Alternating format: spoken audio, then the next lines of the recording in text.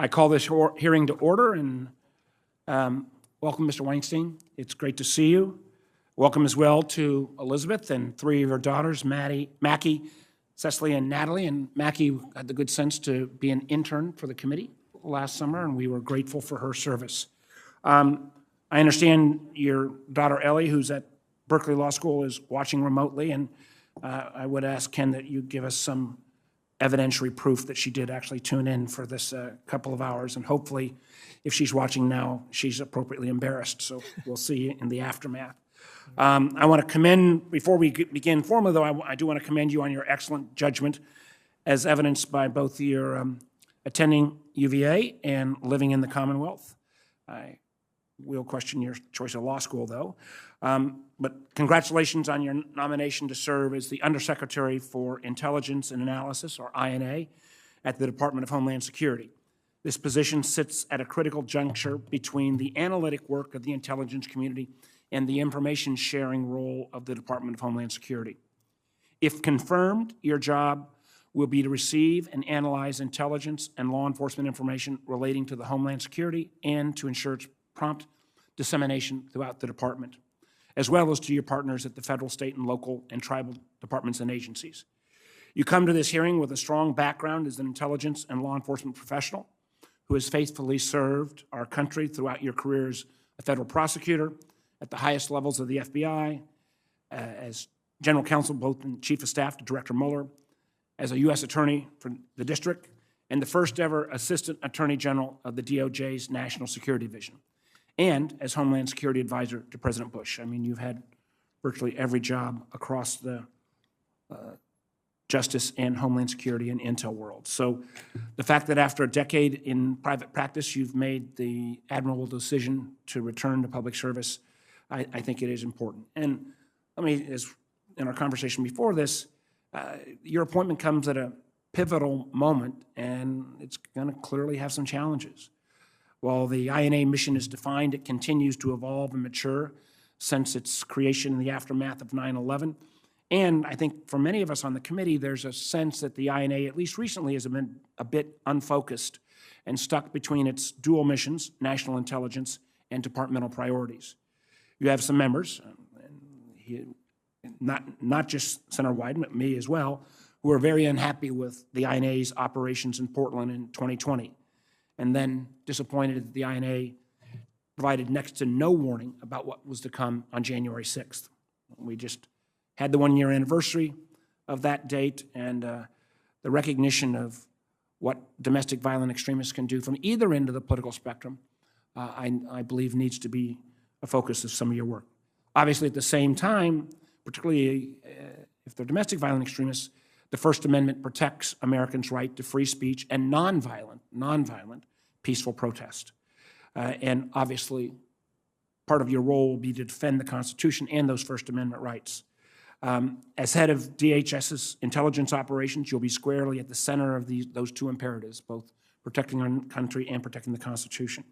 And I'd like to hear today a little bit how you'd hope to navigate that important work while not politicizing INA's activities. And obviously, when I submit for the record in a moment, the kind of who's who of law enforcement and intelligence officials who are supporting your nomination from both political parties, I think that is a good endorsement that you're the right guy at the right time.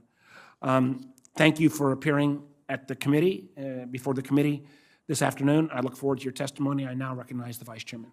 Thank you, Mr. Chairman. Thank you, Mr. Wainstein, for being here, for your willingness to serve as the Undersecretary for Intelligence and Analysis at the Department of Homeland Security. I think the Chairman's gone through your extensive public service record, the landscape. We have all the same challenges that we had when you last were in public service, and then we've got a few ones that have emerged that are relatively new in scale and scope, not the least of which, of course, is the threat to the United States from the Chinese Communist Party, and in particular their plan, which is now, I think, abundantly clear to work both through licit and illicit means to dominate the global emerging technologies, to displace the United States and reshape the rules-based international order in ways that benefit them. So I'll be very interested to hear your views on China, and more importantly, on how they would inform your approach to intelligence and analysis, should you be confirmed.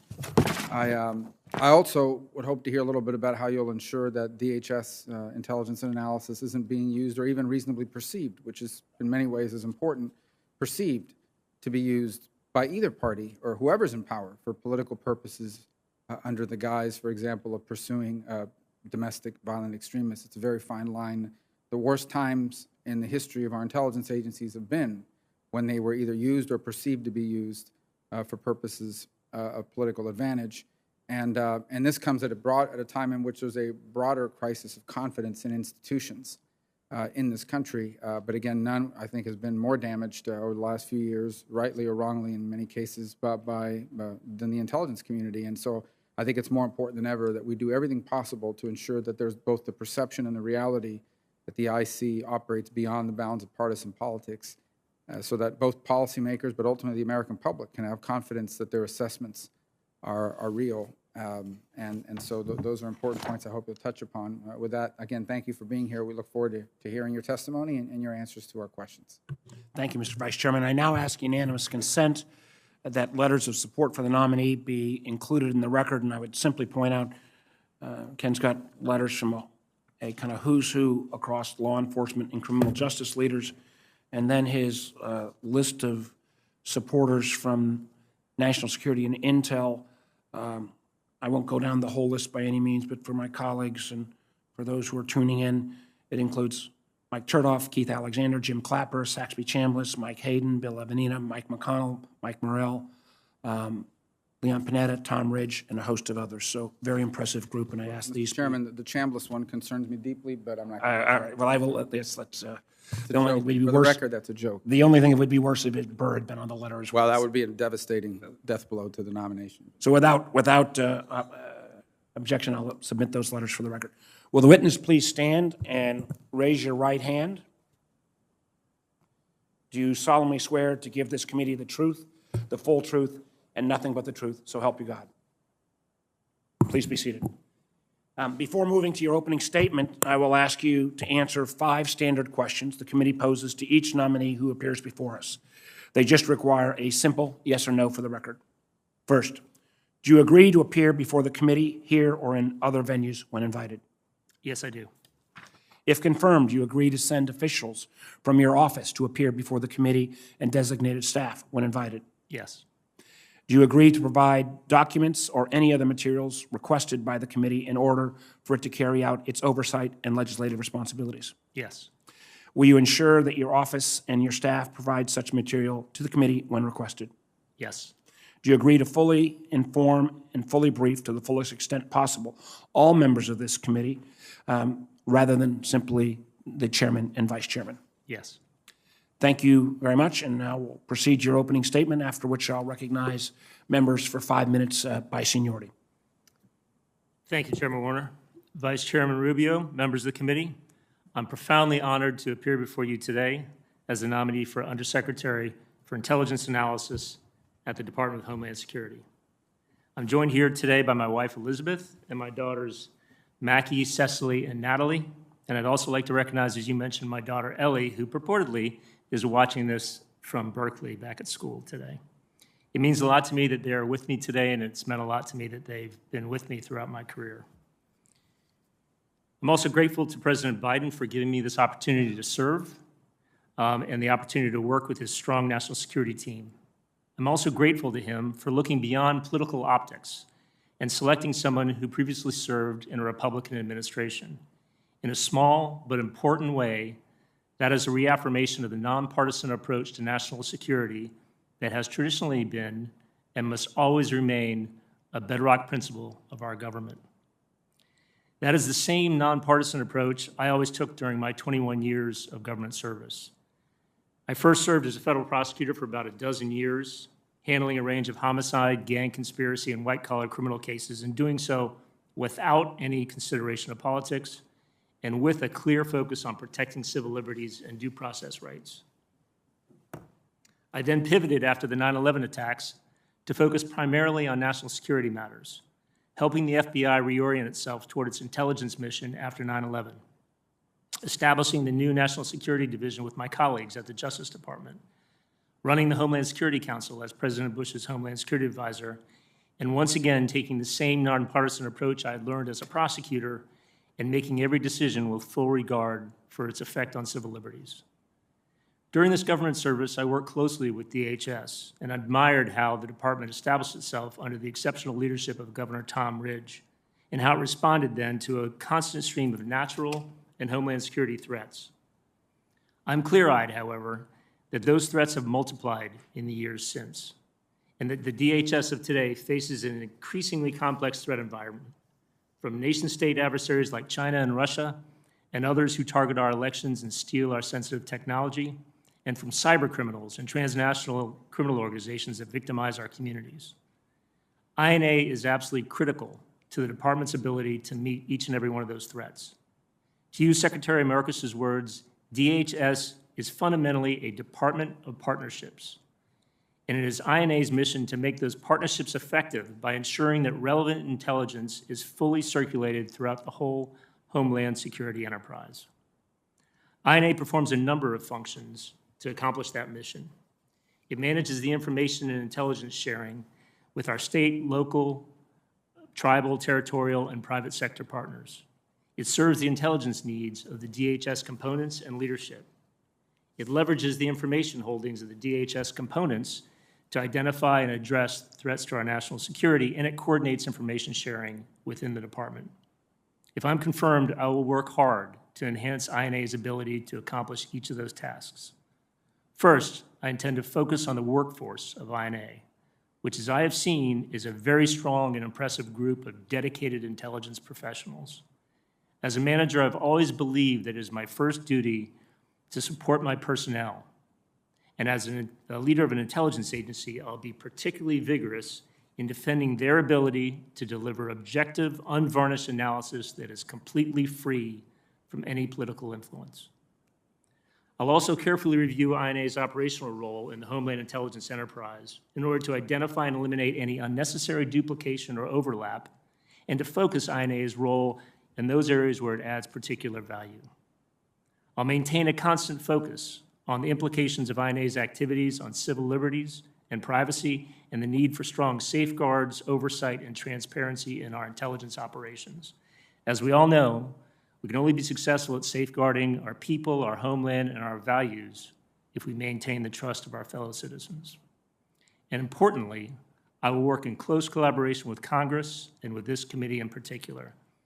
I've long had a strong relationship with the members and staff of this committee, and I've always had deep respect for it. And if confirmed, you can count on my being a very willing and very collaborative partner in our joint effort to make INA as effective as possible. Thank you again for the opportunity to appear before you today and for the honor of considering me for this position, and I'm happy to answer any questions that you might have. Thank you, Thank you, Mr. Mr. Chairman. Wainstein. For planning purposes, if any members of the committee wish to submit questions for the record after today's hearing, please do so by 5 p.m. this Friday, January 15th. I guess I'd like to start, and this is one of the questions we had when we had a chance to visit over Zoom. You've had positions in prior administrations that, at least in terms of kind of the outside hierarchical approach, appeared to be higher in the food chain. You've had an extraordinarily successful private sector career. Share with the committee why you're willing at this moment in time to come back to a part of DHS that I think really needs strong leadership, but it would not be viewed as a conventional choice. Appreciate that question, Mr. Chairman, and once again, thank you for the opportunity to talk to you the other day. Well, look, it was the honor of my life and career to work in government for the 21 years that I did, and yeah, the titles and the positions and the responsibility at higher levels is great, and it's exciting, but it's really the substance of the job and the people you do the job with that make it so important. I've often been asked what's my favorite job I ever had, and my answer, honestly, is being in AUSA, working with trial teams, prosecuting cases. That's the low end of the totem pole, but it was the substance of it, the meaningfulness of it, and the camaraderie of it were the best. And that's the way I look at this. It's a wonderful team from Secretary Mayorkas on down, and then the larger constellation of national security leadership in this administration. As you pointed out, we're at a critical time in our history. INA has an important role to play in a lot of really important missions. So I couldn't be more proud and more excited about this opportunity. Well, I accept that answer, and I appreciate your willingness to serve. I promise I won't reveal to either President Bush or Bob Mueller that you said the AUSA job was better than working for both those individuals directly. Talk to me a little bit, and I think many members may want to get into this, and it's one of the reasons why I think you're such the right choice right now. This is a piece of DHS that a lot of us were concerned about in terms of what happened in Portland. A lot of us were concerned it didn't do a very good job in terms of alerting prior to January 6th. There are enormous challenges in terms of how you set up your role vis-a-vis the FBI and what kind of collections. Can you talk about how you can work with the FBI but also deconflict with the FBI? No, thank you, Mr. Chairman. Look, there are issues with INA as there are with any organization. I just want to say I've spent a lot of time with the folks at INA over the last few weeks, and I've been tremendously impressed, as I said in my remarks, with their quality and their dedication. They're good people, and that's the key. I mean, when you have good people on the team can succeed. It's had some headwinds for a number of reasons. They've had largely acting leadership, which is a problem. You know, that's not anybody's fault. That's just happened. And then a variety of things have happened that have made it, made things difficult. But the makings of a strong team and a strong operation are there, and they're doing great things right now. In terms of specifically the work with the FBI, I think that's an important issue. And look, when you look at the intelligence enterprise in our government, the lines very intentionally are not clearly delineated. There's overlap. There should always be some overlap between the different agencies. But you have to keep a focus on that because you don't want overlap to mean duplication. Or for that, even worse, confusion. Because if two intelligence agencies are working in the same space and come up with different analyses, that just confuses the customers. So the FBI and INA need to work very closely together. I understand they have a strong relationship, and I expect that if I'm fortunate enough to be confirmed, one of my first visits will be down to FBI headquarters to talk about the state of the relationship, where we can coordinate better, and where we can make the lines clear. Yes, I mean, and I'll give you the benefit of the doubt here. I do wonder, at what point do you throw a case, an investigation over the transom to the FBI to pursue potentially for criminal charges versus how far you might pursue a matter. I also think you're going to have challenges with deconfliction with CISA as well. I think one of the things that Chris Krebs did a great job for President Trump under, and I think Jen Easterly is doing a good job right now, is really building up those capabilities at CISA. But there's going to be some of those, you're going to have some rub with CISA as well. Can you want to speak to that for a moment? Look, you just sort of look at the org chart and you look at the responsibilities and you see there's going to be some overlap. I don't know that that necessarily translates into rub. In fact, my sense is that the two entities have done a good job trying to coordinate and making sure that that INA is providing the intelligence advantages both within DHS and CISA as well as to the state and locals, and that CISA is helping to operationalize that. But I've been in touch with Jen Easterly. She and I talked at length just the other day. And we're going to be focusing on that overlap and, frankly, on the need for that coordination to be even stronger because it's got to be the intelligence and operational side working together. Thank you. Senator Rubio. Thank you. As we discussed on the phone, and this would come up today, so I want to give you an opportunity to address it, there's some reason to address, I believe, the very few but nonetheless billable hours on behalf of the China National Offshore Oil Corporation.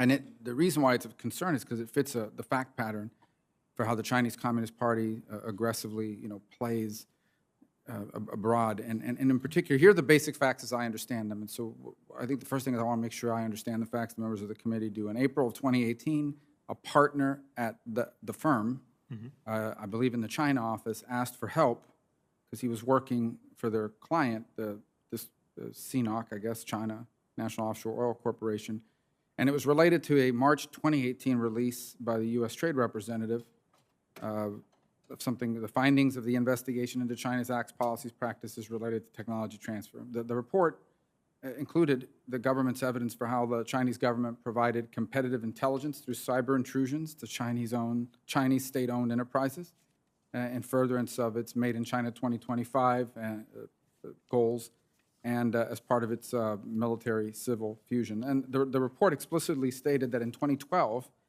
this company twice requested and received intelligence from Chinese intelligence services that helped them in negotiations with 5 U.S. companies. In fact, the report specifically found that these examples illustrate how China uses the intelligence resources at its disposal to further the commercial interests of Chinese state-owned enterprises to the detriment of their foreign partners and competitors. So the core nugget in the report is there is no distinction really between a Chinese company and the government. The government American corporations competing with a foreign corporation don't get to go to the CIA or NSA or whatever and get intelligence information to negotiate and compete, and these guys do.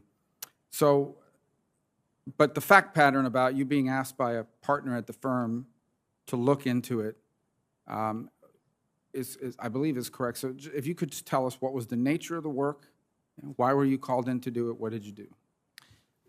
Thank you, Senator Rubio, and thanks for raising this and flagging it in our call the other day. That was very good of you, and I appreciate you asking about it. And I think it's an appropriate thing, an important thing to ask about. Just in terms of the facts, I think you have the facts largely right. It was actually a partner here in the States who does trade stuff. So that partner was looking to see what trade sanctions kind of consequences there could be because of these allegations. And he thought, to be complete, he wanted to find out if there were any criminal exposure. So he asked me to have an associate write a memo that just said, these are the criminal laws that could be implicated. That associate did that. I passed the memo back, and as you said, it was 2.8 hours of work. It was, I had no contact with a client, did no advocacy, talked to nobody, didn't call anybody in the government. It was literally sort of like almost a law school exercise by the associate. But it was on behalf of the Chinese oil company. And look, you raise, I think, very legitimate concerns about, and not just here, but you're a leader in this area, and I know that you and Senator Warner have done a roadshow with members of academia and industry to raise the alarm about what China's doing. And I agree with you in the need to do that and the fact that that's happening. We're seeing now an assault sort of across the board in every space, political, economic, military, by China to try to become dominant over the United States and change the world order. So I agree with that. And in fact, I think I mentioned this the other day, harking back to my time in the National Security Division at DOJ, 2006 to 2008, that's when there was just a dawning realization that in terms of technology theft, that the Chinese were rapacious. And so my colleagues and I were really sort of banging the drum, sounding the alarm about that back then to try to get academia and the industry to pay attention. So this is consistent with what I've seen over the last 15 years, and I can assure you that if I get into the position at INA, I will keep sounding that alarm. Yeah, and so and my time is about to expire, but I'm curious, what did you know about this company before this work came to you? The way you've described it is a partner came to you and said, can I get answers to this? You handed it off to an associate who did a law school type exercise, came back with a memo, you reviewed it, and you submitted it to the partner that requested it. But what did you know about this company at the time? And I'm just curious, obviously, did it make you sort of queasy in any way or concerned that the firm was advocating or trying to help a company that undertakes these sort of actions that implicate national security concerns? Well, a couple things. I think when I thought about it, I thought that he was looking at a range of sanctions, didn't have the expertise to look at white collar. I was just the one through whom the assignment would go to somebody in the white collar space to look at that and say, these are the possible possible laws that could be implicated. Just to clear one thing, you said advocate. I don't think there was any advocating that went on. This was a sort of an explanatory exercise. And I honestly didn't think about it probably as much as I should have. To be clear, I meant the firm. The firm represented or was an advocate on behalf of this entity, not necessarily you directly or even the associate. I believe they were doing trade work with them, but I honestly don't know for sure. But to answer your question, I should have thought more about it than I did that day. Senator Wyden. Thank you, Mr. Chairman. And Mr. Chairman, first, let me express my thanks to you for your responsiveness to my concerns about what's happened in Portland. And to Mr. Wainstein, I appreciated visiting with you. And as you know, I believe in making sure witnesses know what we're going to talk about. And so your aware of I appreciate these that very much. questions. When the Trump administration sent Department of Homeland Security troops into my hometown in the summer of 2020, the department's Office of Intelligence and Analysis was there too. According to a report by the department's Office of General Counsel, the Intelligence Office sent untrained, inexperienced personnel to Portland without a plan or clear management. So I spent months battling to get the General Counsel's report released to the public so that Oregonians would know about the abuses that took place. The report was finally released last October, but because of redactions, I am still pushing to get the full picture out for Oregonians. One issue in particular I have focused on is the General Counsel's finding that dossiers were developed on people, presumably including my constituents, who apparently were no threat to Homeland Security. According to the report, some junior personnel were so upset about this, they refused to even work on them. So that's why Oregonians want to know what went into these dossiers that were distributed around the Department of Homeland Security. But so far, that information is just being withheld. So, do you believe the Department of Homeland Security intelligence personnel ought to be collecting and distributing dossiers on Americans?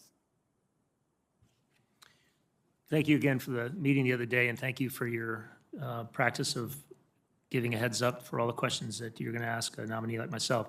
I was troubled by what I read in that report, and the part that's been made public. I've been heartened to hear about a number of the changes that have been put in place to address some of the lack of training, lack of guidance, and as you pointed out, lack of ability on the part of some who were concerned about what was going on, but who felt that they couldn't raise the alarm. I can assure you that that will not be the situation if I'm heading up INA. People will feel fully comfortable to step forward and raise their concern. So In what, terms, what about these dossiers, though? Should there be dossiers? What information ought to be in them? Who should get to see them? Because that's what my constituents want to know. yeah, and that goes to the guidelines, and it's very clear. Now, let me step back a second. As you and I discussed, open source collection, which is what INA does, it can be fraught when it's, especially if it's done in the context of protests or demonstrations. And so there are clear guidelines about what DOJ should do. What DHS INA can and cannot do. So, for example, they can only collect information and distribute it if it's relevant to a departmental mission, like protecting against terrorism. They cannot collect just if somebody is exercising the First Amendment rights. You can't do that. You have to use the least intrusive means of collecting information. And then once that information is collected, in terms of disseminating it, this is U.S. person information that needs to be carefully handled pursuant to executive order and pursuant to law. And so it shouldn't be just distributed, without regard to privacy. And what I read in that report is that there was insufficient training and guidance as to how information about those U.S. persons could and couldn't be distributed. I'm getting ready to run out of time. If you're confirmed, would you release to the public this and other information about this office in Portland that I have been pushing to get unredacted? That's a simple yes or no question. Would you be willing to release it to the public? I won't have the authority to release, but I assure you that I will push hard to release it to the maximum ability of the department. Is there any reason why it shouldn't be released? I know there's some redactions that might have to do with personal information, private information. There might be sources and methods, but I can assure you that your concerns have been passed on. Folks at DHS are already engaged as of last week with folks in the General Counsel's office, and they're working hard to try to absolutely minimize the amount that's withheld. I will only tell you, you got to think, because this is what happened in my hometown. We saw what the Office of General Counsel said. You got to think it's going on elsewhere. And I will tell you, there's a pretty ominous history in this committee, as Chairman Warner knows, about the use of dossiers. So I'm going to get to the bottom of it. We'll continue to work with you between now and the time this committee votes on your nomination. I'll have additional questions, and I hope we can have a second round as well, Mr. Chairman. Thank you. Appreciate it, sir. And let me just, on this issue, I do think there's so many questions raised about Portland. I want to add my voice to Senator Wyden. I would like you to work, obviously, you got to see this, you got to go through your appropriate channels once you get confirmed. But I hope as much as possible can be released as well. And I think we should frankly give members extra credit for actually being here in person, but that's not the rules. So we'll now go to Senator Cotton on WebEx.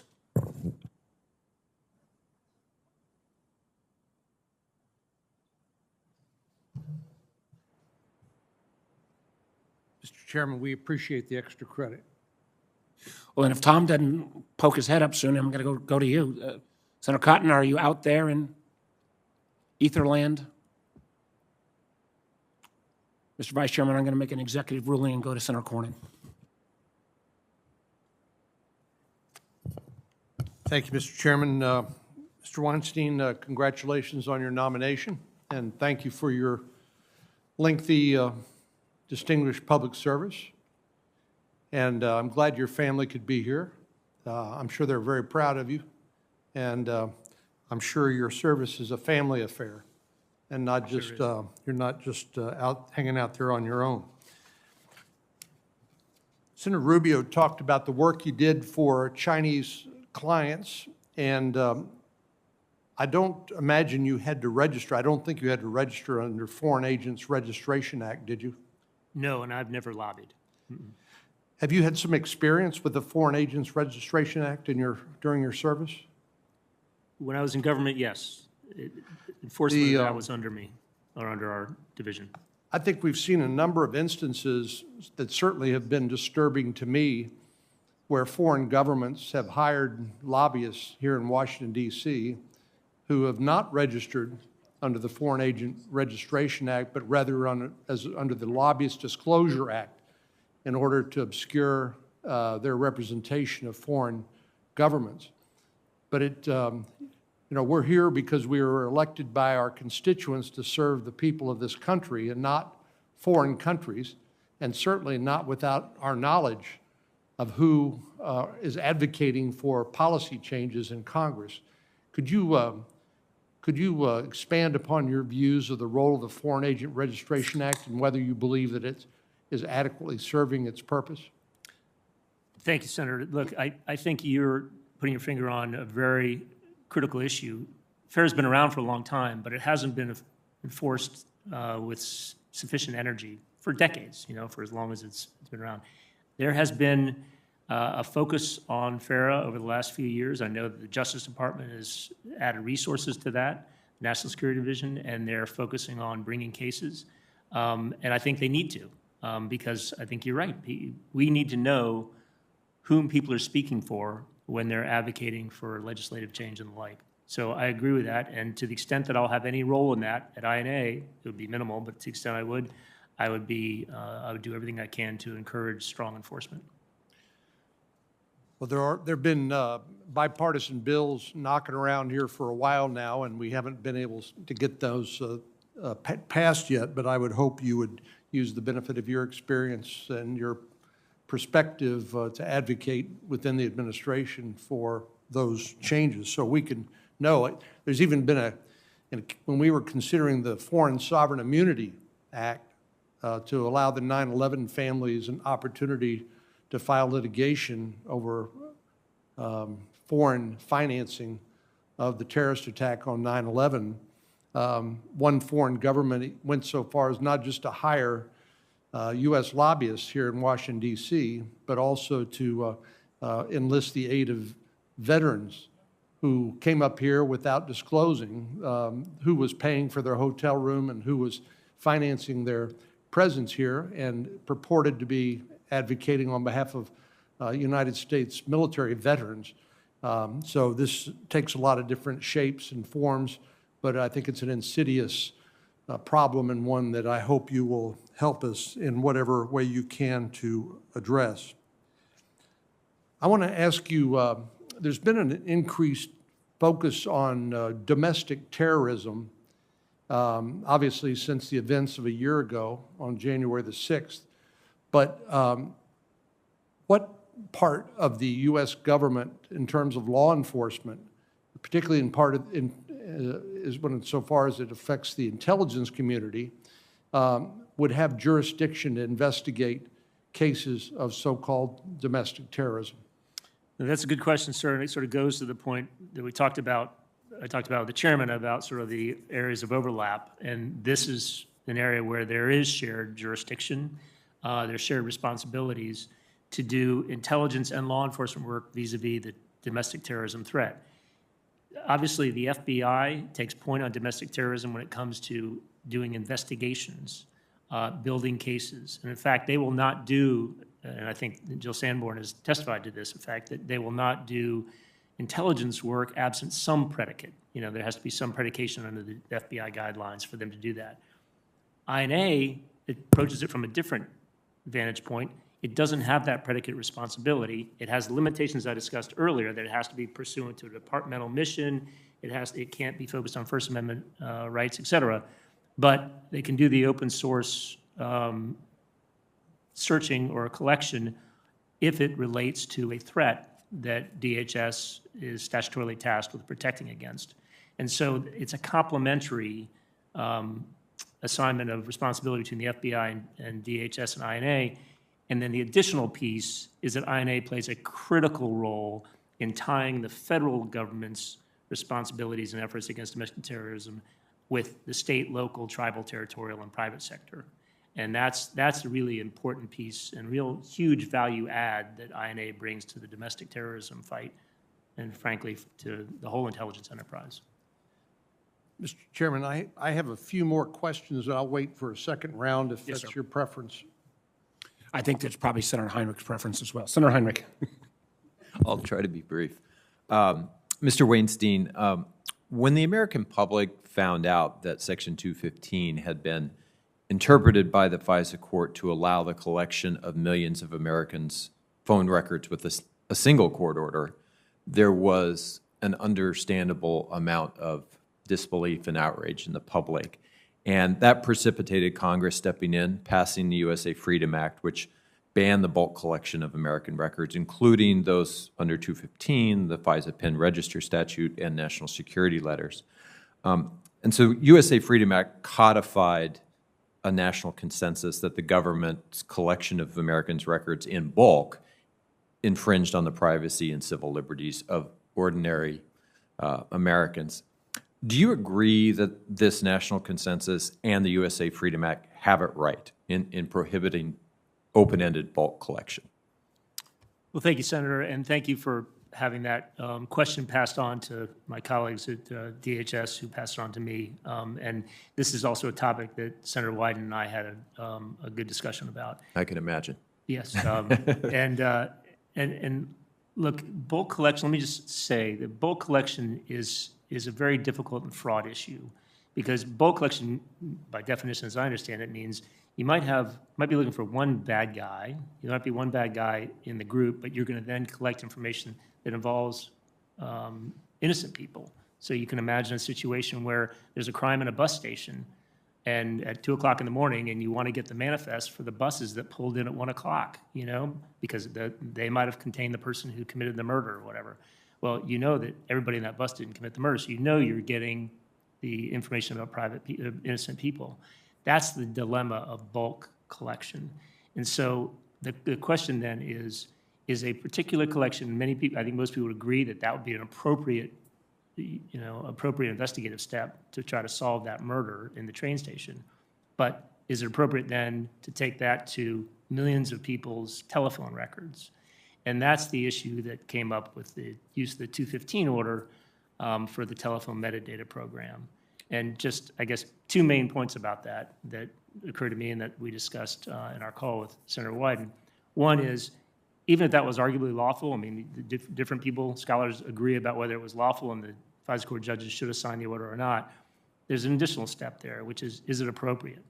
Does it meet the expectations of the American people, and does it meet the expectations of Congress to use that tool in that aggressive way? That deliberation, that analysis wasn't really done. And a second piece of that, related to that, is this idea of secret law. That the reason why those expectations weren't measured against that program is because the program is classified. The FISA court opinion authorizing the use of 215 for all that metadata was classified, and it couldn't be discussed openly in Congress, couldn't be discussed openly with the American people. So people couldn't see, couldn't make their arguments one or the other. And that really handicapped the use of that tool and makes it understandable why people reacted as they did when it got disclosed by leaking. And I think it's a lesson. It's a lesson that, that I've taken from that. And that's not the only instance. I think there were other instances post 9/11 where there was too much of a reliance on classification when there should have been more transparency. Live and learn. I can tell you that if I go back into government, that's a lesson that I'll keep front and center. Do you think Congress got it right in passing the USA Freedom Act as a response to those revelations? I think it's understandable why Congress did that. In terms of the need for 215 for non-bulk collection, I still see that might be a need. I'm looking at it from the outside, and whether that's a need with safeguards. But not for metadata that involves enormous numbers of innocent Americans. Exactly. It's just the fact that, on the criminal side, you have a grand jury subpoena. On the national security side, you don't have a comparable tool. And is that a problem? And I honestly don't know where the administration is on that issue. One of the challenges, obviously, at INA is just the challenges with workforce morale. That was true even before some of the things that you heard about in recent years with my colleagues in Portland, politicization of intelligence, et cetera. So if you're confirmed, what are your plans to turn that around? Because no organization can function well without high-quality morale in its ranks. No, that's a very important question. And really, I mean, at the end of the day, my main responsibility is as a manager, as helping to manage that organization. And as I said, that means supporting the people. I mean, support. I mean, it's my job to help them do their jobs as well as they possibly can. They're really good people at INA. And I've been in organizations where morale ebbs and flows for a variety of reasons. The nice thing about that is that if the right reasons come into play, morale can go back up. And I know morale might have taken some hits at INA, and I've heard about it, but I can tell you the people are pretty energized as I've been dealing with them. I think in terms of how to deal with any morale issues, one of the points is what you just put your finger on. They have to know that I have their back, that I'm going to ask them to do nothing more than give objective, straightforward analysis. That's all I want, and that politics is going to play no role in it. That approach, just as I've felt as a prosecutor for years, doing national security law work at DOJ, that's what people want to hear. They want to know that they're being valued for their work, for their contribution to national security, and not for whether their work butters the bread of one political party or another.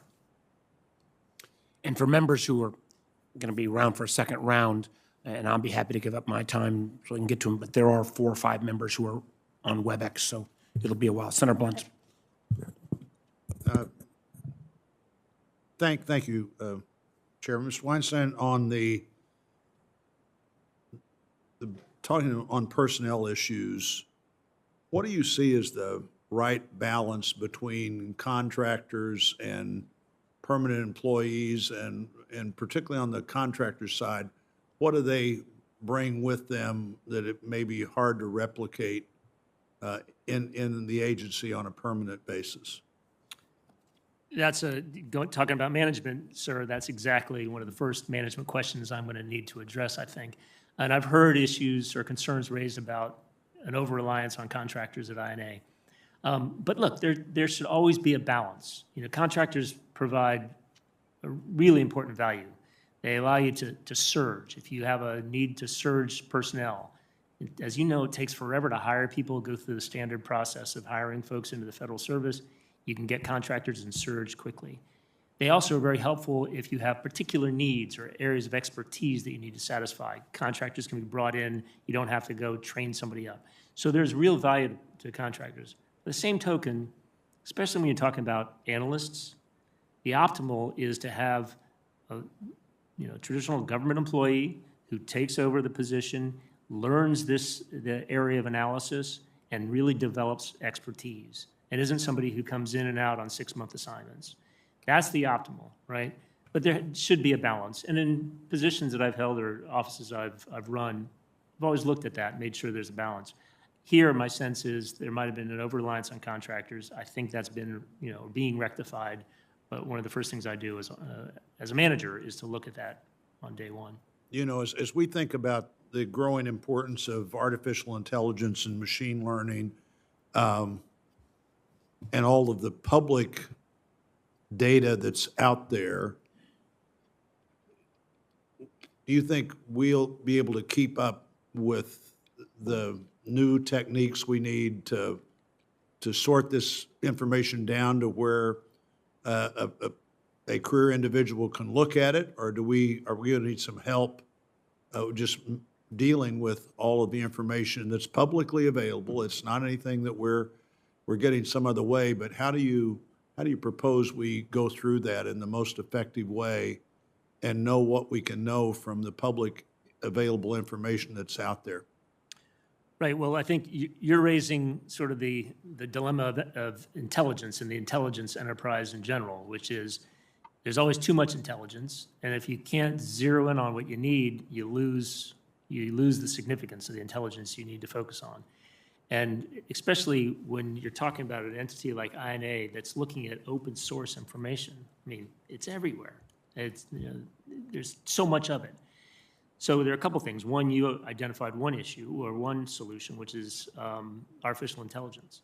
And I have not gotten a sort of deep dive on what INA is doing with artificial intelligence to try to get rid of the noise and focus on the important information. But my sense is that's an important part of their operations. And then also training and guidelines, making sure, especially when we're talking about, looking at people who might be somewhere around the line that separates violent extremists from just political extremists who have First Amendment rights to do what they're doing. You've got to be very careful about hoovering up everything about these people because we're talking about U.S. person information. So those guidelines have to provide strict guidelines or guardrails in terms of collections. That also helps to winnow down what you pull in. But that's a real challenge. It's helpful. I think you're right. It's going to be one of the first things you have to deal with if you're confirmed for this job is how are we later going to have explained looking back, and there's lots of information there, and we just couldn't figure out how to find it, even though it was publicly available information. And then the topic that you got into earlier, that's a different topic in my view of the things that aren't as available to the public as other things are. And the mix of the contractors and the full-time employees. Is it your view that you can find the full-time professionals that you now need for this skill set that are willing to do this job as their career? Well, yes, and the main reason is because the people that I've been dealing with are top-notch. And, the way you recruit the best is that you perform the best. If you're known for performing, for being a strong entity, people want to join you. They want to be part of your team. And so we will be, obviously, based on resources, and we'll be talking to you about resources as well. Resources permitting, we'll be looking for the best and the brightest. And I think just generally we'll have access to them, but also there are others in the intelligence community who might be interested in coming over and doing some time on the domestic front. All right. Thank you. Thank you, Chairman. Senator King on WebEx.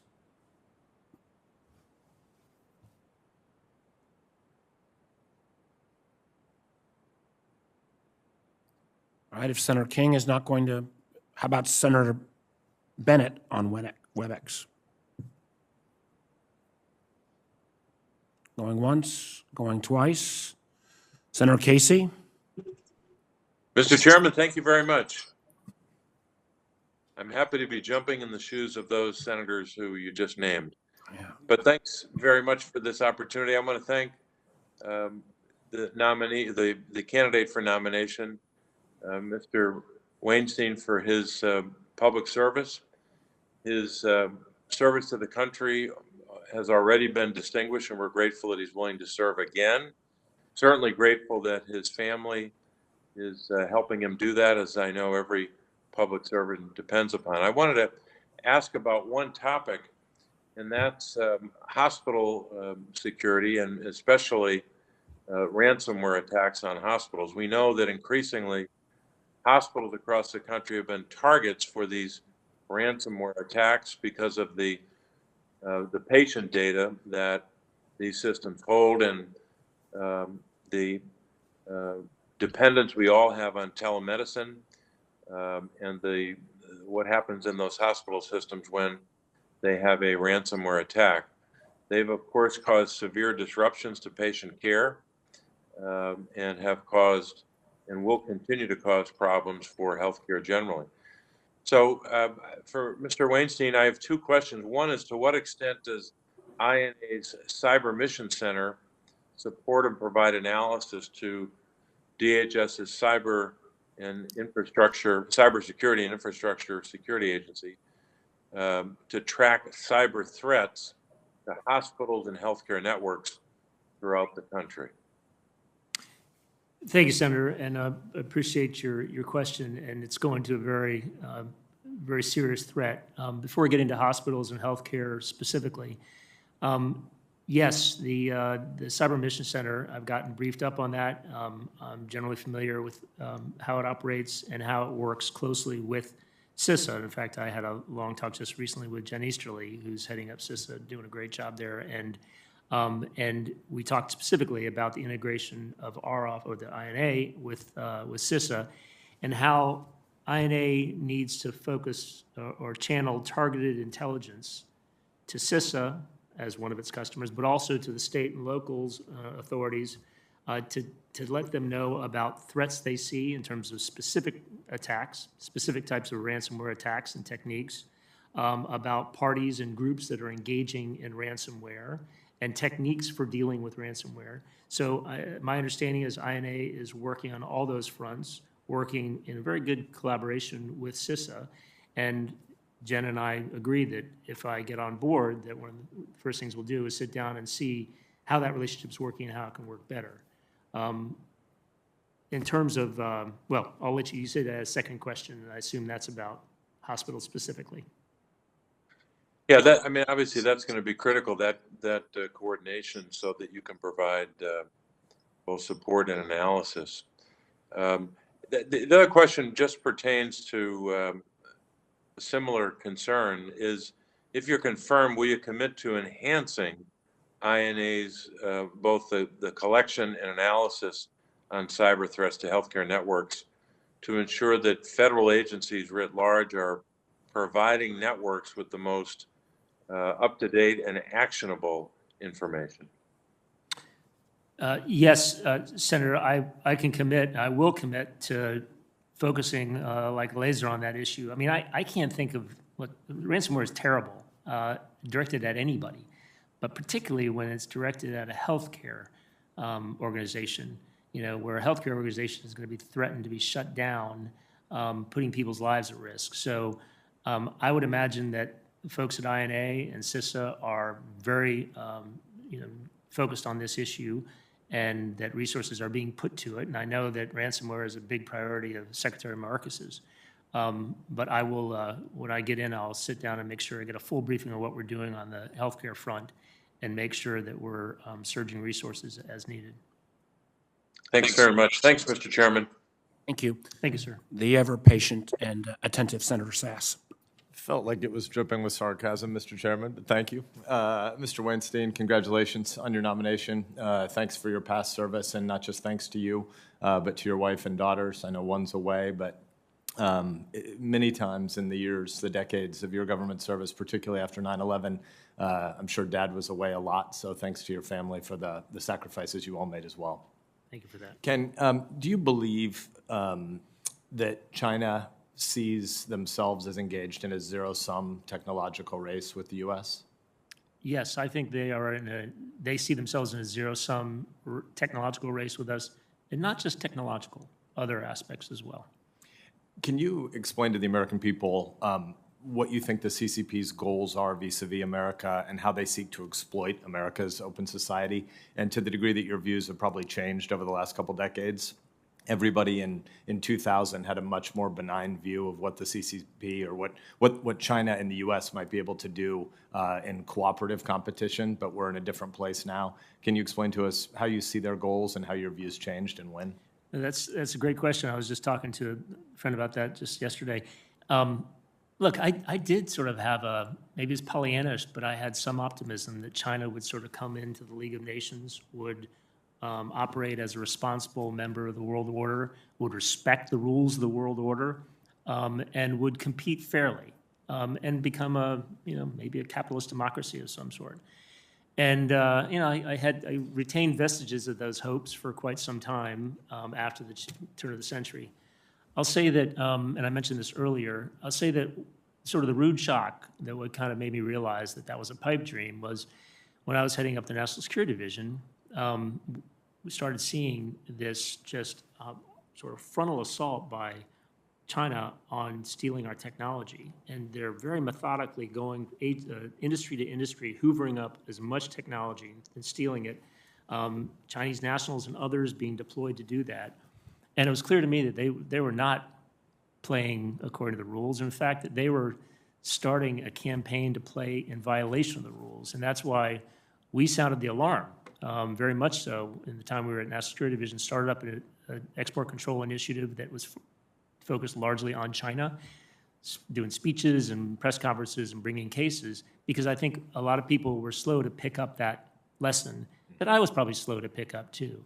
And then since that time, in the last decade, 15 years, I think we've seen that focus on stealing technology and intellectual property and willingness to bend the rules there is now pervasive throughout sort of their whole approach to the West and the United States, military, political, and otherwise.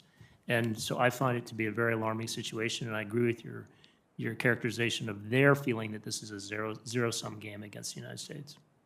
Thank you. I appreciated your back and forth with the Vice Chairman about the 3 hours of work you did via a partner for the China National Offshore Oil Corporation. I think it's important for other members of the Senate, maybe who are not on the Intelligence Committee, to understand what the National Offshore Oil Corporation does.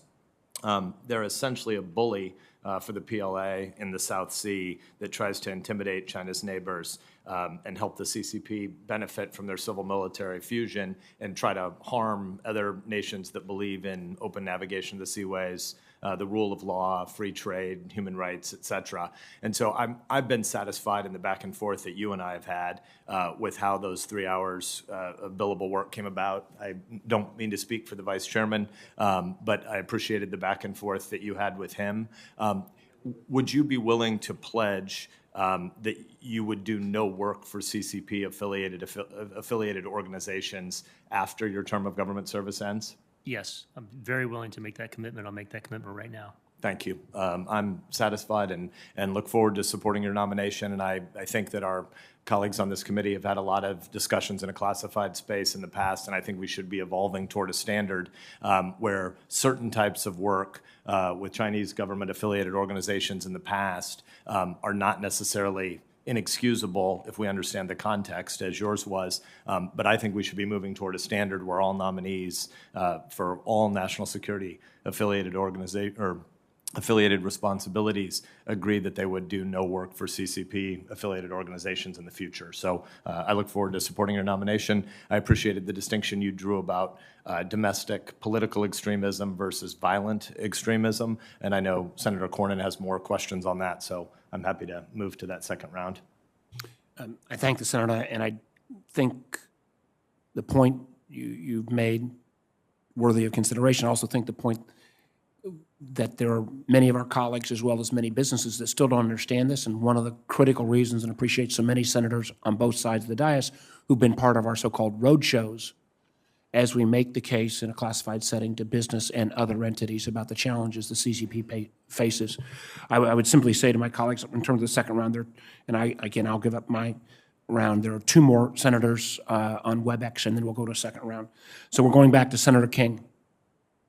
Thank you, Mr. Chairman. Sorry I wasn't there the first time the network dropped. None of us have ever had that happen before. I appreciate the opportunity to talk to you, Mr. Wainstein. I want to talk about coordination and sharing. We have a huge sprawling intelligence enterprise, as you know. It involves something like 17 different agencies. On the domestic side, your most important counterpart, I think, is the FBI, as well as local law enforcement. I would urge you to establish a regular, systematic relationship with the FBI to be sure that you are sharing information, that you're not duplicating. Is that something that you'd be interested in pursuing? Absolutely, Senator. And let me thank you for the meeting the other day, and thank you specifically for that particular suggestion where you suggested that I reach out to the FBI and my FBI counterparts and suggest that we have whatever it was, a monthly lunch. Besides enjoying a lunch, I think that's a great idea for purposes of making sure that we're knitting up and coordinating and sharing information sufficiently. So absolutely, I agree with the sentiment, and I agree with that specific recommendation.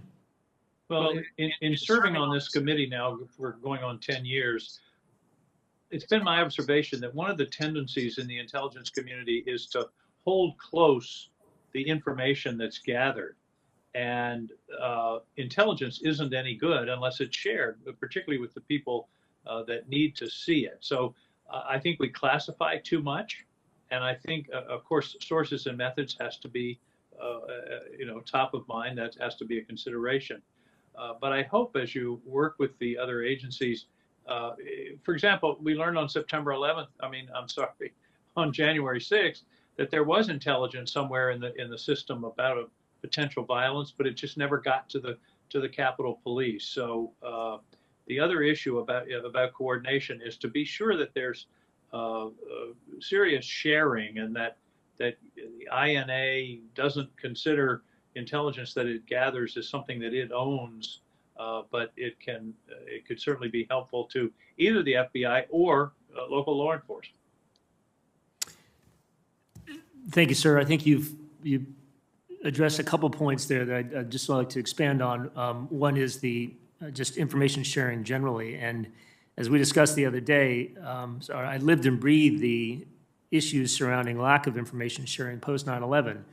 Where, and just as you said with January 6th, even more so, I think, before 9/11, there was an inability to connect the dots. That was sort of the terminology that was used to characterize it. But a large part of it was just failure to share information that could have been shared. And it wasn't shared for a variety of procedural reasons, cultural reasons, and the like.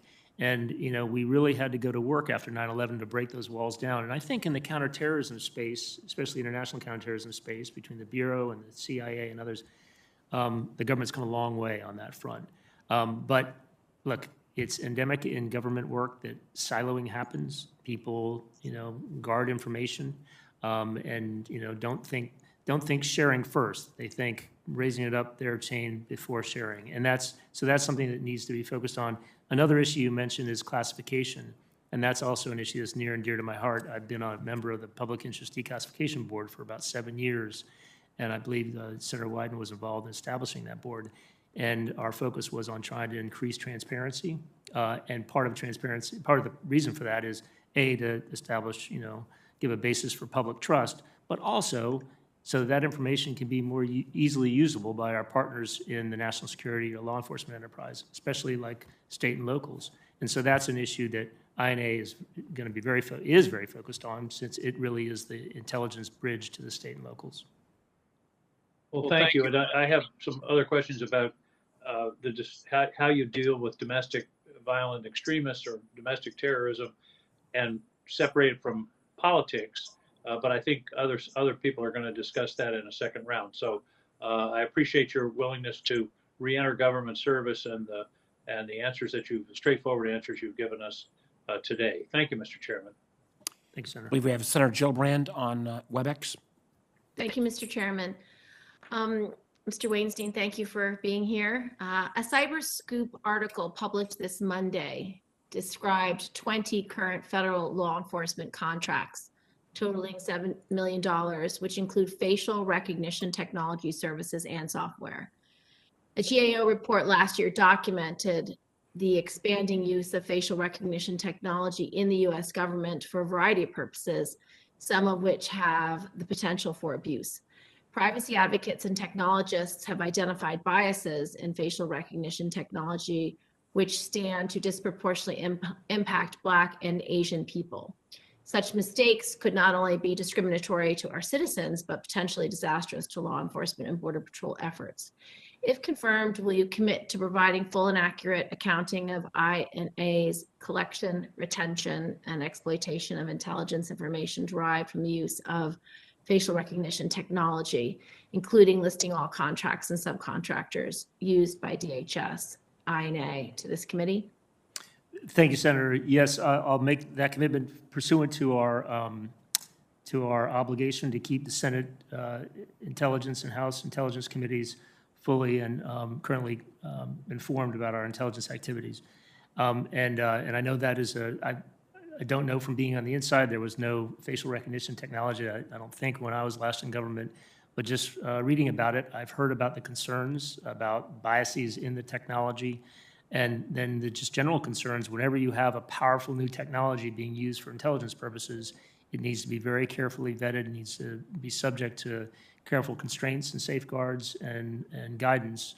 And so I will make sure to be looking into that and working with the various parties, the privacy officer, civil liberties and civil rights office, et cetera, to make sure that any use of that kind of technology is going to be done in an appropriate way.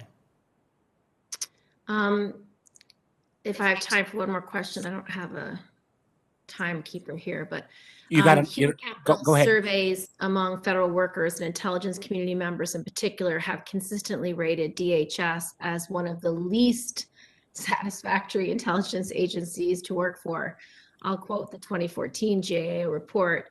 INA has also faced challenges in providing professional development opportunities for its workforce and experienced low morale scores and high rates of attrition, particularly among its lower level analysts. Regarding professional development, INA historically did not institutionalize a commitment to investing in its workforce, according to INA officials.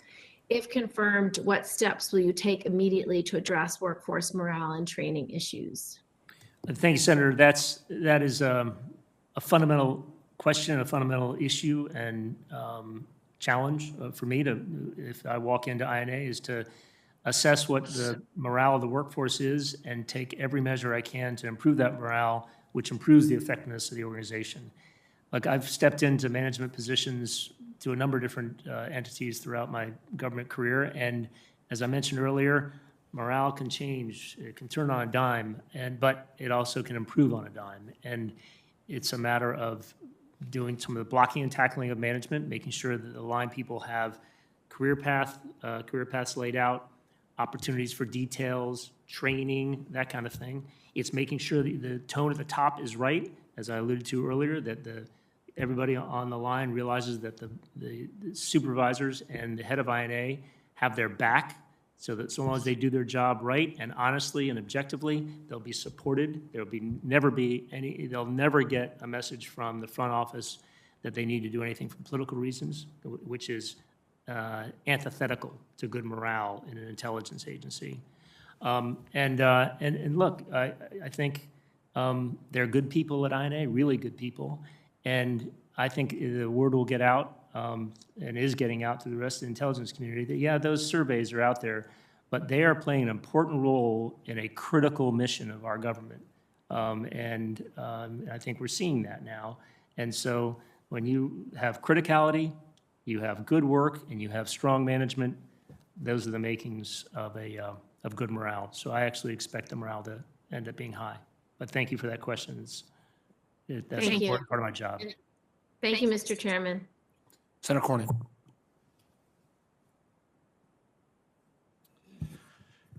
Mr. Wainstein, you were a co-founder of the former Republican National Security Officials for Biden and obviously engaged in the political process during the last election. You organized and led a public letter calling the previous president a threat to the rule of law. Certainly, you were within your rights to express your point of view and support the candidate of your choice. But can you assure Americans with whom you disagree politically that you do not view them as a threat to the rule of law, absent some criminal conduct? Absolutely, Senator, and thank you for that question. And I want to thank Senator Rubio for letting me know that question might be coming. If you permit me, I'll spend a minute or so just giving you my position on that. That is a completely fair and appropriate thing for you to be asking about. You should ask about the political activities of people who come before you to take these positions in the national security and the law enforcement enterprises. Because the last thing, as I said earlier, the last thing we need is anybody in these positions of authority in the national security apparatus who is injecting politics into decision-making, undercuts the effectiveness and the credibility of the national security apparatus. So fair for you to look back at it and at political past. The thing about me is there really is not much political past up until 2020. I've been a government guy, was promoted by parties, administrations on both sides, and basically my job was to do what was best for the American people and not for a particular political party. I felt strongly about the last election, and I think an important point here is the thing that I felt most strongly about, and you alluded to that letter I organized, was the concern that there was politicization of the law enforcement enterprise at the Justice Department, and that's the centerpiece of that letter. And it was that concern that really made me feel like I should be vocal. And that's the concern that I think you have, right? That's what I'm worried about, politicization. So I've spent my life as a public servant resisting politicization. I did that with my advocacy last year, and you can be assured that if I end up in INA, that's the position and the principle I'm going to hew to. So thank you for that question, sir. We talked a little bit about domestic terrorism and whose purview that falls within in terms of law enforcement. And I think you said the FBI would certainly take the lead, and absent some foreign nexus, you would agree with me that that would not be within the purview of organizations like the Central Intelligence Agency and other parts of the IC, correct? Certainly, domestic-focused intelligence work would not fall within the purview of the CIA, yes. And that would include use of the Foreign Intelligence Surveillance Act, correct? By the CIA, yes. Yeah. Well, the FBI... against the domestic terrorism threat, yes. As you know, having worked at the FBI, it's the FBI that fills out the applications for FISA warrants. And indeed, one of the concerns that I think everybody should have is about the abuse of some of those tools, like the Foreign Intelligence Surveillance Act, to surveil American citizens, particularly based on perjured testimony. When you read Inspector General Horowitz's report on crossfire hurricanes that documented the perjury of one of the FBI lawyers and the various other abuses of the process, did that cause you concern? Yes, it certainly did. And one of the problems we have here, you talked about 215.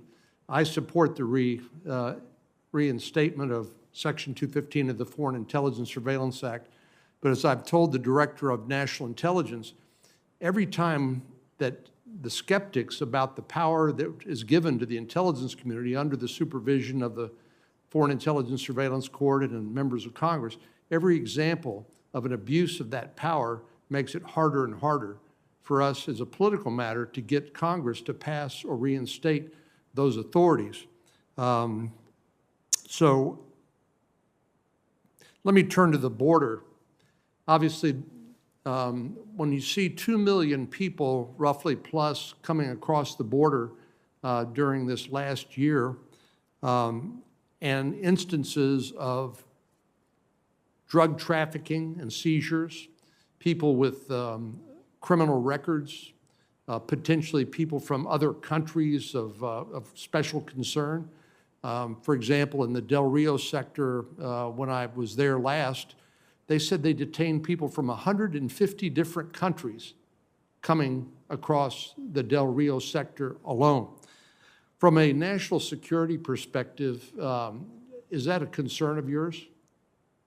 Absolutely. Look, the border has, as long as I've been engaged in national security, has been an area of concern because of the possibility that wrongdoers are going to get into the country that way, and then contraband and the like also, from a law enforcement perspective. So yes, that is a concern. And I realize this is not necessarily within your authority or your bailiwick, but I want to use the opportunity to highlight the fact that the Secretary of Homeland Security has actually signed a non-enforcement directive saying that the Border Patrol should not, and ICE should not detain or anybody who is guilty of illegal entry into the country unless they've committed other crimes. And the problem remains that, that the non-enforcement posture of this administration and the Department of Homeland Security are operating as a substantial pull factor for people to leave their homes and come into the country illegally. Are you aware of some of the most recent statistics with regard to those who have come here and been released on notice to report? Are you familiar with that process? When somebody claims asylum, they're given either a notice to appear in court or a notice to report to an ICE office. Are you familiar with that? Yes, sir, I'm generally familiar with it, yes. And does it concern you that Senator, can just in the I'll last- get you a third round, but Pardon me? you're at 7.5 minutes now. Can I get you back on the third round? Senator Wyden's been I waiting just have patiently. one more question. I'm happy to do a third round. Thank you, Mr. Chairman. Just 2 quick points, Mr. Wainstein. First, I'm going to be asking you written questions with respect to the dossiers and whether they're going to be released and how they're going to be used, and I'm going to need those answers before this committee moves forward. That's number one. Number two, there's another part to this 215 debate. This, of course, is the bulk collection of the phone records on millions and millions of law-abiding people, where I am trying to square your public testimony with the written answers that you gave us to the pre-hearing questions. Let me make sure we walk through this quickly. In your public testimony about the bulk collection of all these phone records, you said, and I quote, that this part of the law was significantly more protective of civil liberties than grand jury subpoenas. You also testified that if the government wanted to collect, and this is a quote, an obviously innocent day-to-day action, I think you're going to have some questions from the FISA court judge. Now, on the basis of the written answers to the pre-hearing questions, you knew that the government was secretly using Section 215 to collect the phone records of millions of innocent Americans without any subsequent review by the FISA court. So for the committee, and I'll be asking more about this in writing as well, reconcile what you knew at the time based on your answers and your public testimony, because I'm having trouble reconciling the two, and maybe there's something else I need to have information from you on. Thank you. I think I can help you a little bit, and I appreciate you raising this the other day and giving me a heads up about this. So let me just so everybody's on the same page. You're asking about testimony I gave in September 2009. That was after I left government. In public. In public testimony that was in a hearing that related to the reauthorization of certain parts of the Patriot Act, including the 215 provision. I was asked to testify as somebody who had worked in that area. I'd left the National Security Division, where I had direct responsibility for that area as of late 2007 or early 2008. But I opined about the importance of reauthorizing those three, I think it was 3 sections that were up for reauthorization at the time, including 215. And the point that I was making was actually a fairly simple point, and as you and I discussed, the premise for 215, for enacting 215 as it was enacted in the Patriot Act in 2001, was that on the criminal side, criminal investigators and prosecutors could use a grand jury subpoena when they needed to get records, any physical document or any physical thing, but really records. A prosecutor could just issue a grand jury subpoena and say, I want those Mattel records, I want those bank records, what have you. And I did that thousands of times in my career. don't have to go to a judge. The comparable provision for getting records on the national security side under FISA was 215 that required the Justice Department attorneys to go to a judge, explain to the judge why there was information that was relevant to a terrorism investigation, and persuade that judge to authorize that order. So in my mind, it's always better to have a judge in the process, and that's more protective of civil liberties, because someone couldn't just go use 215 for an innocent purpose, as I was explaining, to find out about, his girlfriend's whatever records or something like that. So that was the point I was making, that it's more protective of civil liberties. The issue that we're talking about in terms of the fact that it had been used and authorized by, I think, a series of FISA court judges, that the 215 order could be used to get all this metadata, telephone metadata. That was actually raised earlier in the hearing that I testified in. David Criss, who was then the sitting Assistant Attorney General for National Security, made the exact same points I just made about the value of having a judge in the process and the importance of that to civil liberties.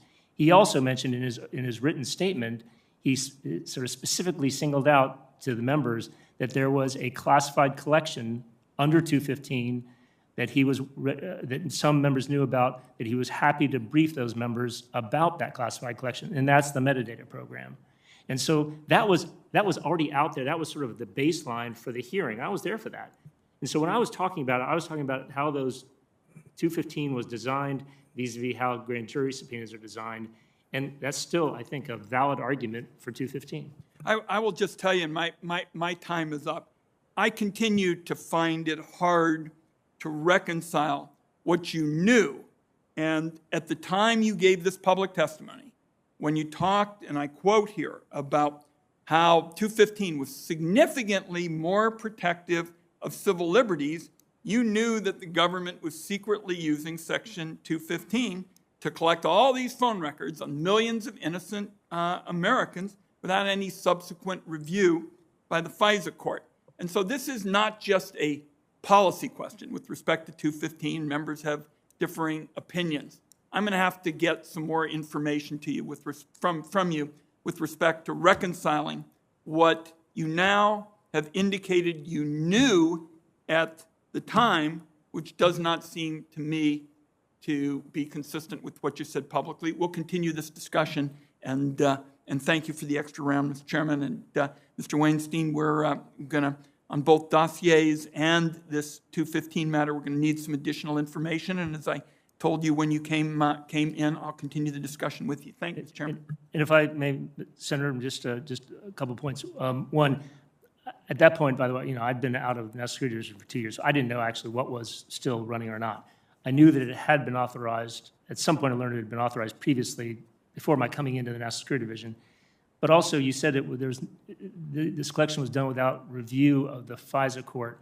My understanding is the FISA court authorized and reauthorized it a number of times. So I think there was sort of continuing review of the Well, I'm request. not sure that's helpful to you, because your written answers to the pre-hearing questions indicated that you knew that the government was secretly using 215 in a way that didn't have any subsequent review by the FISA court. So we're going to have to go over this some more, and I'll continue that discussion. Thank you, Mr. Chairman. Before I go back to Senator Cornyn, Senator Blunt, you're up next. Do you have anything else? Senator Cornyn? We're in the 7-minute round area.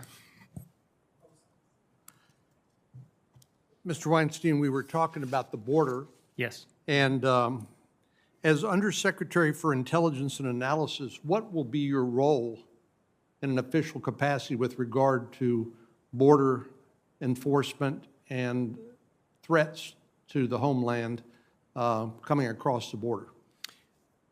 I believe, and I'll have still have a lot to learn about what INA's role is at the border. My understanding is it's sort of twofold.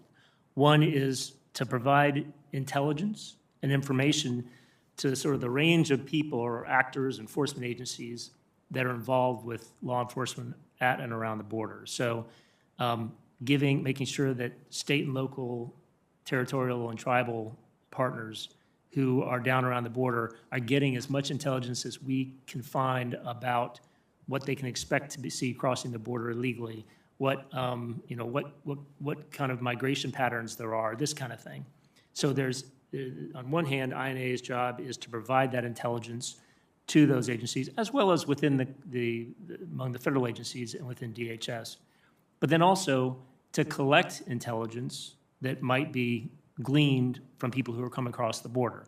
So, whether it's when people who are taken into secondary and ask questions, this kind of thing, intelligence, important information that can be helpful to the intelligence community, to DHS, to our state and local partners, is developed, and we then are responsible for helping to channel that intelligence sort of into INA and then make that into actionable analytical product. As you know, given the volume of people that have come across the border in the last year, some 2 million, that, by the way, doesn't count the so-called getaways.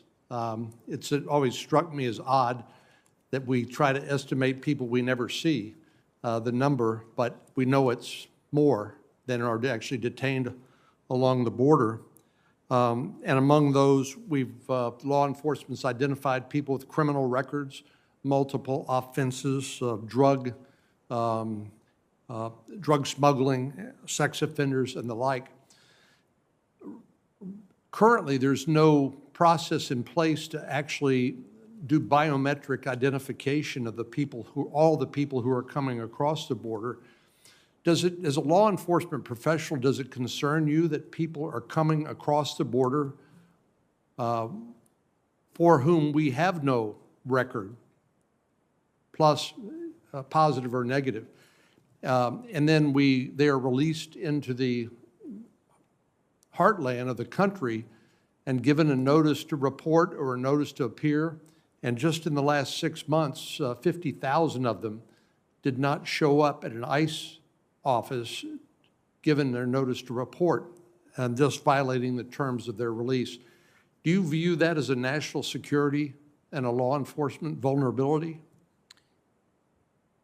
It's always a concern for those in national security and in the intelligence community when you have a blank space, when there is a lack of information about people here in the United States and what they might do. And so the more that we can learn about and from the people who are coming across the border, the better. So as an intelligence guy, I want to know more rather than less. And so whether that's from interviews, from making sure they go through the process, or what have you, absolutely, it's better to know more. And whether it's coming across the southern border, whether it's coming through our airports and ports, we want to know more rather than less about the people who are here in the United States.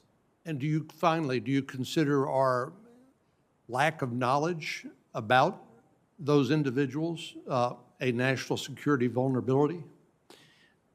I guess I'd say that a lack of knowledge about people coming into our country is troubling because we want to know more about these people than less.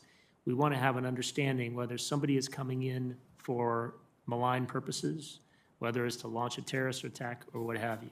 So absolutely, whether it's people coming across the border, whether it's people coming through airports, whether it's people coming in as refugees, what have you, and I know this is the approach of DHS, would want to have more rather than less. So that would be a yes, it is a vulnerability? Well, vulnerabilities arise from lack of intelligence and information. And the intelligence enterprise is all about, as you know, this committee and you know all too well, is all about minimizing vulnerabilities. You minimize that by having information before a threat becomes a reality. So my feeling is that we reduce our level of vulnerability the more knowledge we have. Thank you. Thank you, sir. I believe Senator King has one more question from WebEx. Thank you, Mr. Chairman. Mr. Wainstein, I want to take you back to law school. You get confirmed in this position. One of your analysts walks in one day and says, we have information on a group called Sons of Liberty out in one of the Midwestern states. They seem to be very strong supporters of conservative causes. We've heard a tip that they may be planning some kind of action involving violence at the U.S. Supreme Court. What do you do? That's a great question, and I have a very vague recollection of law school, but I remember getting a few of those questions in classes and getting called on, and hopefully I'll do better than I did in law school. That's a very realistic scenario, and that goes to the issue that I think we discussed earlier, which is, given where domestic terrorism is coming from, it's coming from a range of motivations, but some of it is coming from attitudes about politics and political views.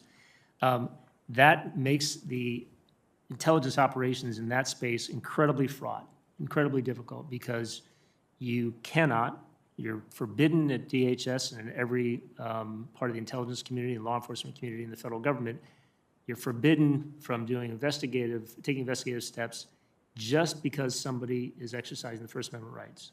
And you can exercise your First Amendment rights by saying something that other people would think is completely absurd and extreme.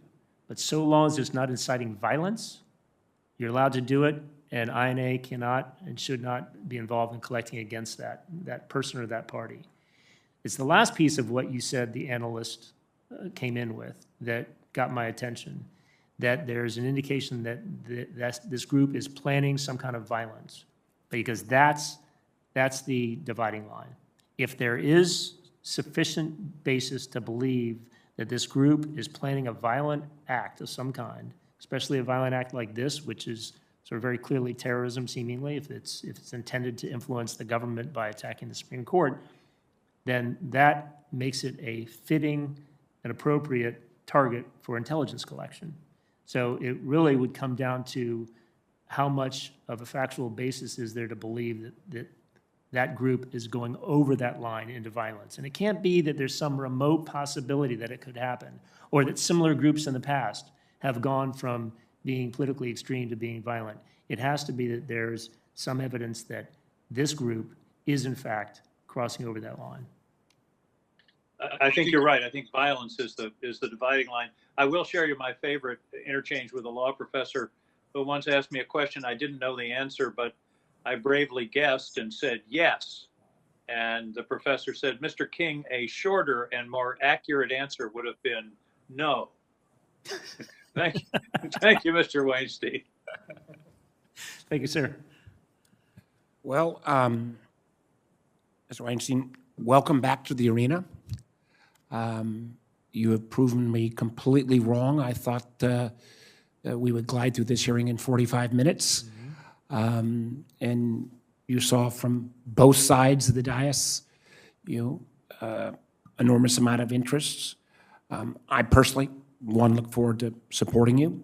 I think you have absolutely the right experience at this moment in time for a part of the IC and law enforcement that I kind of understand its role, but candidly still don't fully understand. In the hypothetical that Senator King posed, if this group, which have been maybe throwing out violent threats, but somehow move from violent threats to a plan of action, at what point do you continue at INA versus turn it all over to FBI? And I don't expect you to, frankly, have that whole answer, because I think that this part of DHS is probably an area that's still evolving, particularly in light of the fact that when it was set up in 9/11, we presumed, I think the general presumption was these kind of threats were going to be generally foreign originating. And the unfortunate circumstances that we have right now is that there are some of these instances where these threats may be domestic oriented. How we work that all through will be one of your responsibilities, as well as, and I appreciate the fact that you are constantly affirming the workforce. I think that's the right thing to do, but clearly the data indicates you've got a workforce that is, at least at this moment in time, needs a strong leader, needs a permanent leader, needs a Senate-approved leader. I appreciate your candor. I do think some of the comments, again, my colleagues have raised, and Senator Sass and I work really well together on a lot of issues around China, but I think we're all evolving on China. And I think it's really important that when we talk about China as well, we put that extra asterisk in there that our beef is with the CCP and the leadership of Xi Jinping, and it's not with the Chinese people or the Chinese diaspora, wherever they are. But this is as I kind of dig into this a little bit, maybe I have a little more understanding why this kind of job with this kind of challenge, even though on the org chart is not as high as some of the jobs you've had in the past, might be the kind of thing to bring you back into government service. So I thank you for your testimony. I thank you for your thoughtful answers. I thank your wife and your 3 daughters, and I will still be expecting validation that Ellie, I think, is the 4th, that she is actually giving up time at Berkeley to watch this hearing. And you can quiz her on the fact that I mentioned her twice, whether you can see if she actually did follow through. I'll put her to the test. We will, as I mentioned to members, if staff, if people have got additional questions, please submit them by the 15th, Friday the 15th, at close of business. And clearly you'll get some of those. And my hope is that we can move quickly on this nomination. And my hope is we can get some help from some of my Republican friends because there have been too many people held up for too long. And I think the sooner you get into this job, the better for DHS, the better for our INA, and the better for our country. And with that, any last comments? No, just want to thank you for holding this hearing. I appreciated the engagement of you and all the members, and I join with you in the fervent hope that I'll get confirmed and that I'll get in there quickly. There's a lot of work to do, and I'm anxious to get in there and work with DHS and work with you and your colleagues. Thank you so much. Hearing's adjourned.